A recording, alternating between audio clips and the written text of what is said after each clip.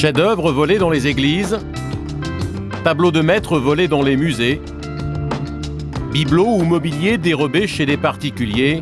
Chaque année, des milliers d'œuvres d'art disparaissent en France. C'est un monde qui n'aime pas les scandales, qui n'aime pas les... Donc pour obtenir des séquences, pour être accepté dans le monde de l'art, c'est pas simple. En plus, il y avait la difficulté d'être accepté dans les enquêtes sur ces trafics. Donc là, avec les services de police, c'est beaucoup de mois pour apprivoiser, je dirais, les interlocuteurs, pour qu'ils apprennent à vous faire confiance. Quelques minutes à peine après le flagrant délit, c'est l'heure de vérité pour les policiers. Bon, super. Félicitations à tout le monde. C'est bien. Bravo. Hein? Eh, laissez. Eh. Bravo. Pas abîmé, hein.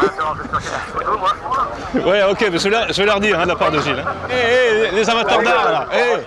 C'est au musée qu'il faut aller, les gars là. Hein. C'est des merdes en bois et tout, c'est des merdes. Allô? Attends 2 secondes. C'est Jean-Luc. Ah bah a priori c'est bon, hein, mais. Le Sisley, le Monet et les 2 Bruegel sont bien là. C'est bon? C'est bon? Ouais, c'est bon, c'est les 4. Les 4 y sont, Didier. Les 4 y sont. L'OCBC à Nanterre, c'est un des offices centraux de la police judiciaire, et ils ont mis au point, on a mis pour eux au point un logiciel informatique de reconnaissance photo, proche de ce que font la CIA, la DST pour les reconnaître sur photo leurs suspects, et eux, ce n'est pas des têtes de suspects, c'est des objets d'art volés. Dans une salle des ventes en Autriche, devait passer ce tableau. Et les policiers autrichiens avaient un doute sur l'origine frauduleuse de ce tableau. Nous avions que quelques minutes pour faire la recherche, pour faire bloquer la vente. Cette photographie, je l'ai sauvegardée dans un fichier. Je la soumets directement à notre photothèque Tréma. Et cette photo va être comparée aux autres photos que j'ai dans la base. Et donc en quelques secondes, voici, la photo a été comparée à 15 449 autres photographies de tableaux. Et pour la machine, la photographie la plus approchante, c'est celle-ci. Photographie du tableau volé, l'image requête. Vous voyez. Donc il s'agit d'un vol du 6/9/96, un vol effraction, dans une galerie à Paris.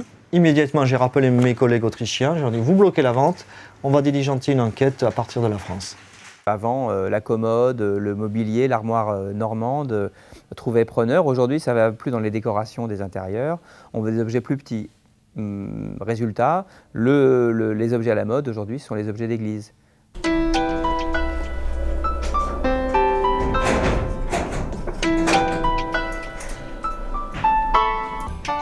Pendant plusieurs années, le marché de l'art religieux avait diminué.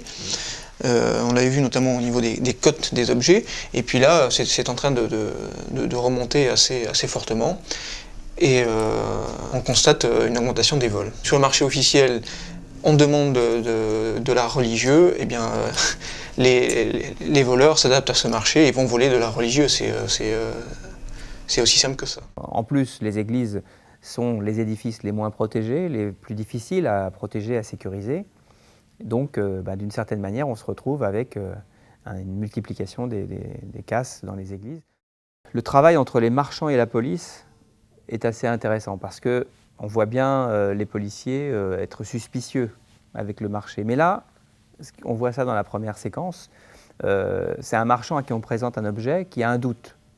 Et plutôt, nous, on imaginerait que le marchand aurait pu le prendre et puis essayer de le revendre. En fait, il prévient la police. Peut-être la peur du gendarme, peut-être tout simplement un certain sens civique du marché de l'art. Et il prévient les policiers qu'on lui propose ça à la vente. Et on fait donc ce flagrant délit directement à la sortie du magasin. Et on récupère cet objet, Christ en ivoire du XIIe siècle.